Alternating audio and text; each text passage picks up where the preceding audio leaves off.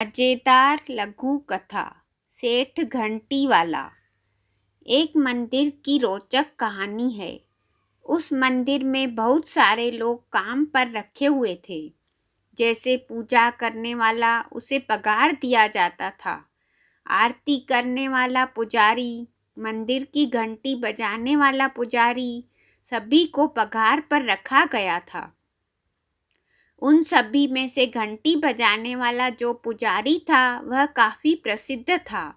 उसका कारण यह था कि जब भी मंदिर में आरती होती थी वह पूरे भक्ति भाव में मग्न होकर घंटी बजाया करता था।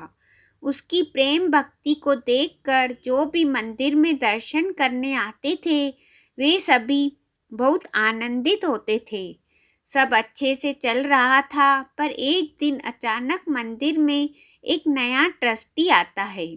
वह कहता है कि जो व्यक्ति पढ़ा लिखा हुआ नहीं है उसे मंदिर में नौकरी पर नहीं रखा जाएगा। दुर्भाग्यवश वह घंटी बजाने वाला पुजारी पढ़ा लिखा न होने के कारण उसे नौकरी से निकाल दिया जाता है। बहुत सारे लोग उस घंटी वाले पुजारी से मिलने गए और कहा, आप घंटी बजाने आया करो और आपके बिना आरती अधूरी लगती है।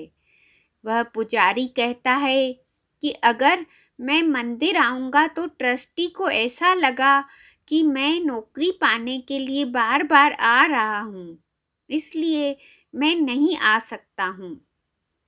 सभी लोग उसे कहते हैं, आप बहुत ही साधारण और अच्छे चरित्र के व्यक्ति हो।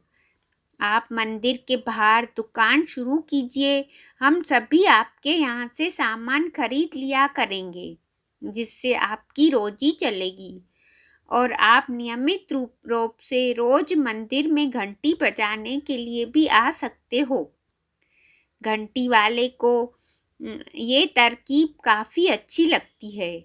वह एक दुकान शुरू करता है और भगवान की दुआ से दुकान बहुत ही अच्छी चलती है। वह कुछ सालों में माला माल हो जाता है। कई सालों बाद एक नया ट्रस्टी आता है। वह सोचता है कि क्यों नहीं मंदिर को और भी बड़ा बनाया जाए।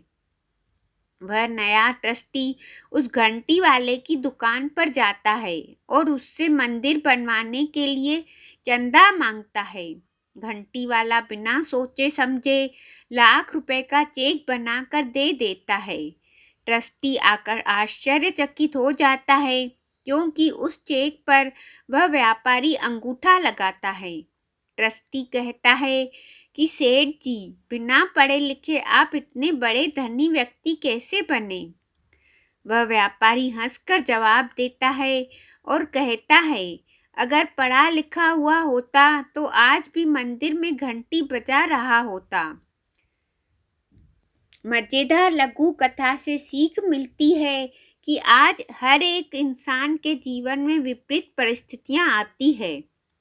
जब भी विपरीत परिस्थिति आती है तो वह पूरी तरह से टूट जाता है।